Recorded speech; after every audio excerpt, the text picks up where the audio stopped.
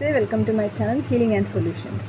ಇವತ್ತೊಂದು ವಿಡಿಯೋದಲ್ಲಿ ಕೂಡ ಬೆಲ್ಲಿ ಫ್ಯಾಟ್ ನಮಗೆ ಹೇಗೆ ಕಡಿಮೆ ಮಾಡಬೇಕು ಅದರದ್ದು 2 ಎಕ್ಸಸೈಸ್ ಹೇಳಿಕೊಡ್ತೇನೆ.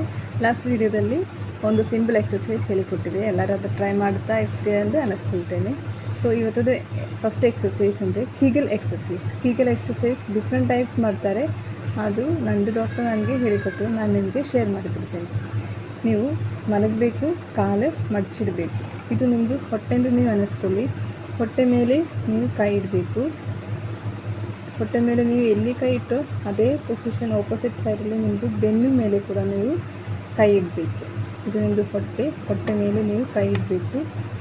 ಹೊಟ್ಟೆ ಮೇಲೆ ಎಲ್ಲಿ ಕೈ ಇಟ್ಟಿದೋ ಅದೇ ಪೊಸಿಷನ್ ಬೆನ್ನಲ್ಲಿ ನೀವು ಕೈ ಇಡಬೇಕು. ಓಕೆ. ಸೊ ಮತ್ತು ಎಂತ ಮಾಡಬೇಕಂದ್ರೆ, ಇದು ಬೆನ್ನ ಮೇಲೆ ನೀವು ಕೈ ಹಾಕಿದಲ್ಲ, ಅದರಲ್ಲಿ ನೀವು ಬೆನ್ನಲ್ಲಿ ನೀವು ಪ್ರೆಷರ್ ಕೊಡಬೇಕು.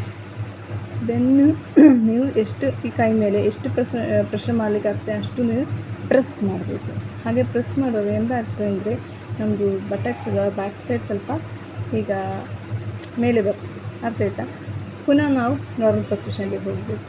ಎಷ್ಟು ನಿಮಗೆ ಇದು ಕೈಯಲ್ಲಿ ಬೆನ್ನಲ್ಲಿ ನಾವು ಒಂದು ಕೈ ಹಾಕಿ ಇಟ್ಟಿರಲ್ಲ, ಈ ಕೈ ಮೇಲೆ ನಿಮಗೆ ಬೆನ್ನು ಎಷ್ಟು ನಿಮಗೆ ಪ್ರೆಸ್ ಮಾಡಲಿಕ್ಕೆ ಅಷ್ಟು ಪ್ರೆಸ್ ಮಾಡಬೇಕು. ಆಗ ನಮಗೆ ಬ್ಯಾಕ್ ಹೀಗೆ ಆಗ್ತದೆ ಮತ್ತು ನಾರ್ಮಲ್ ಬರ್ತದೆ. ಹೊಟ್ಟೆ ಮೇಲೆ ಕೈ ಇಡಬೇಕು. ಇದು ಹೊಟ್ಟೆ ಮೇಲೆ ಅದು ಕೈ, ಆಯಿತಾ?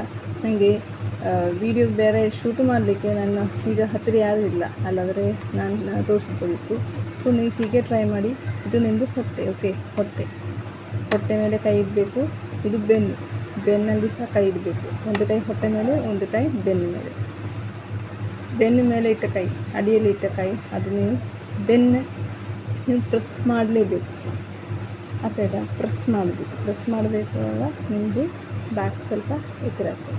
ಮತ್ತು ನಾರ್ಮಲ್ ಪೊಸಿಷನಲ್ಲಿ ಬರಬೇಕು. ಪ್ರೆಸ್ ಮಾಡಬೇಕು, ನಾರ್ಮಲ್ ಪೊಸಿಷನಲ್ಲಿ ಬರಬೇಕು. ಆಗ ನಮ್ಮ ಹೊಟ್ಟೆ ಮೇಲೆ ಈ ಕೈ ಹಾಕಿದಿಲ್ಲ, ಆಗ ನಮಗೆ ಗೊತ್ತಾಗ್ತದೆ ನಮ್ಮದು ಹೊಟ್ಟೆ ನಮ್ಮದು ಸ್ಟ್ರೆಚಿಂಗ್ ಬರ್ತದೆ. ಸೊ ಇದು ಎಲ್ಲರೂ ಟ್ರೈ ಮಾಡಿ. ಇದು ಕೀಗಲ್ ಎಕ್ಸಸೈಸ್, ಇದು ಕೂಡ ಎಲ್ಲರಿಗೂ ಟ್ರೈ ಮಾಡಲಿಕ್ಕಾಗ್ತದೆ. ನೆಕ್ಸ್ಟ್ ಎಕ್ಸಸೈಸ್ ಅಂದರೆ ಆ್ಯನಿಮಲ್ ವಾಕಿಂಗ್. ಅದರದ್ದು ವೀಡಿಯೋ ನಾನು ಇದರೊಟ್ಟಿಗೆ ಕಲಿಸ್ತೇನೆ. ನೆಕ್ಸ್ಟ್ ಅಂದರೆ ಆ್ಯನಿಮಲ್ ವಾಕಿಂಗ್. ಇದು ನಮ್ಮದು ಬಾಡಿ ಫುಲ್ಗಾಗಿ ನಮಗೆ ಮಾಡ್ಬೋದು. ಹೊಟ್ಟೆಗೆ ಇದು ಒಳ್ಳೆಯದಾಗ್ತದೆ. ಬಟ್ ನಿಮ್ಮದು ಕೈ ಕಾಲು ಬೆನ್ನೆಲ್ಲ ಫ್ರೀ ಇರಬೇಕು. ನಿಮಗೆ ನೋವೆಲ್ಲ ಇದ್ದರೆ ನೀವು ಇದು ಮಾಡಲಿಕ್ಕೆ ಹೋಗೋದು ಬೇಡಿ. ಸೊ ನಾನು ಹೇಳಿದ 3 ಎಕ್ಸಸೈಸ್ ನಿಮಗೆ ಯಾವುದು ಒಳ್ಳೆಯದಾಗ್ತದೆ, ನೀವು ಅದು ಈಸಿ ಆಗುತ್ತೆ, ನೀವು ಅದು ಟ್ರೈ ಮಾಡಿ ನೋಡಿ. ಒಂದು ದಿನ ಅಲ್ಲ, ನೀವೊಂದು ಕಂಟಿನ್ಯೂಸ್ ಆಗಿ 1 ತಿಂಗಳು ಮಾಡಬೇಕು. So thank you. God bless you all.